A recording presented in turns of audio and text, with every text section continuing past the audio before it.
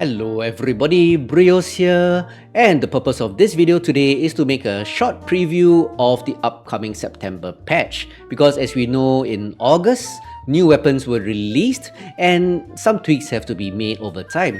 The new weapons include the very awesome, very brutal, fast-firing, heavy assault Gauss, multiple pellets that is, not fast-firing.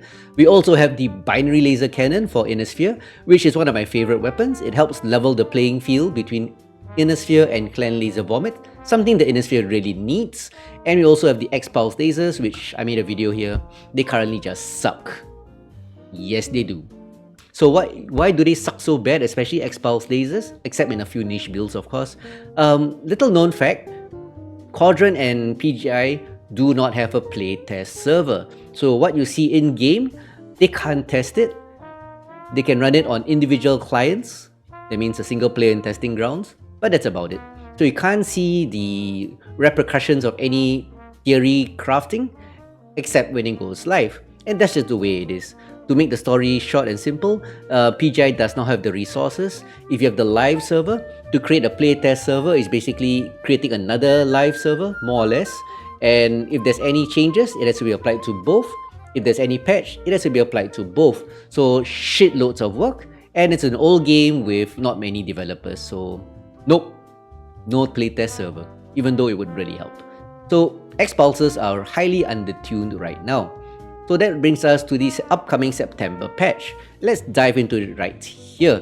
What you see here are basically leaks from the Cauldron.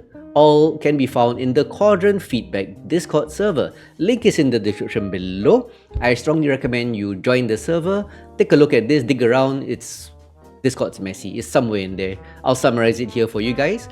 And any feedback, put it in the server. Cauldron and the developers do read it. So anyway, let's get down to it quickly. I'm not going to go through all the details. Just a quick summary. For example, X-Pulse lasers. Infamously undertuned. So the main problem after testing by me, many other people, all the Cauldron members, is that it just does too little damage. You can just stare, blast the guy, so little damage. So getting a very necessary damage boost. I'm actually personally a bit concerned about the damage boost.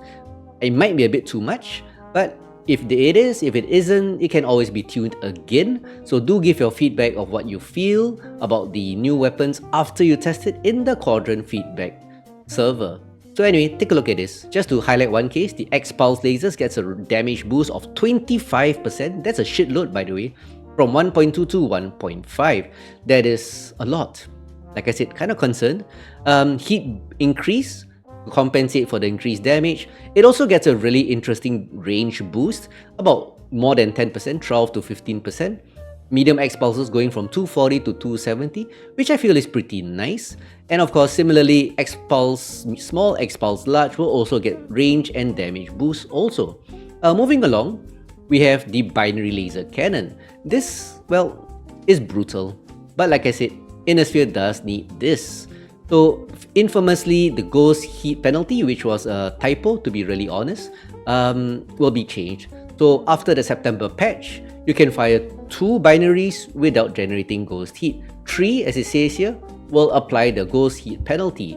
So yeah, it needs it. 3 is just too brutal. So other than that, it also gets a cooldown reduction by 0.1 second, allowing it to fire just a bit faster.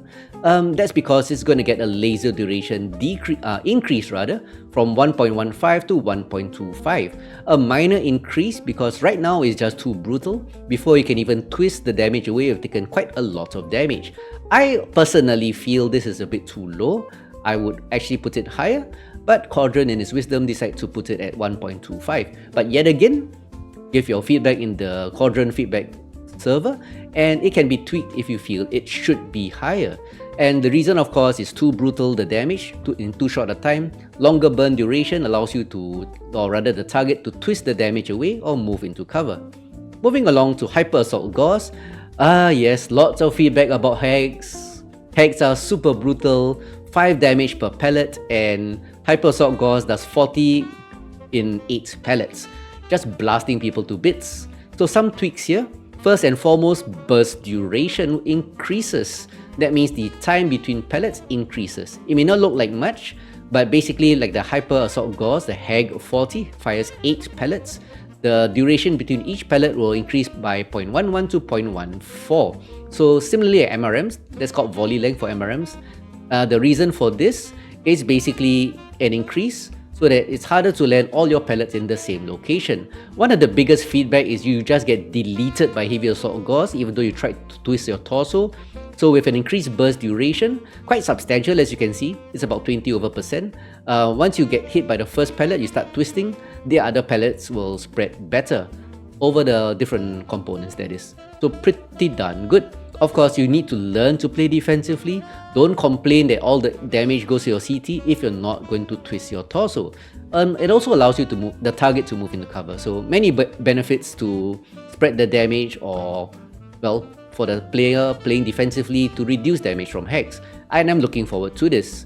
Also, there's a slight spread decrease because at longer ranges, Gauss goes out to 900 meters. Yeah, it just spreads too much. So slight decrease, just to allow it to hit a bit better, aim better at longer ranges. If you're saying that, oh shit, why is it reducing the spread? It's going to hit more locations. Yeah, if you're shooting a moving target at, let's say, 900 meters, the burst duration will make it super difficult to track, spreading damage everywhere and missing most of your shots. The spread duration will not affect you at all. So that's the way it is. We'll see how it goes. And also for weapons, we have the UAC adjustments. Some people are saying Hyper Assault Gauss invalidates UAC. UAC is still really strong.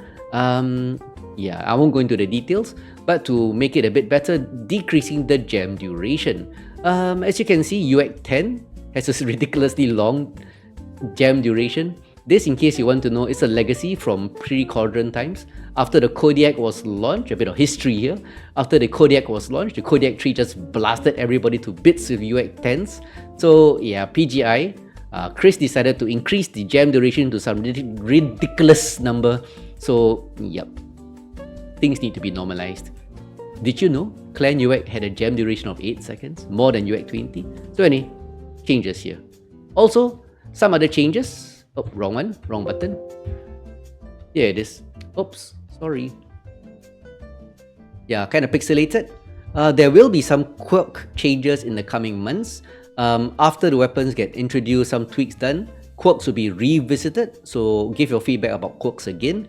But the Dragon 1C will have a laser HSL +1, so you can fire 3 binary lasers on the Dragon 1C without generating ghost heat. If you're wondering why, because the Dragon 1C is just honestly totally crap.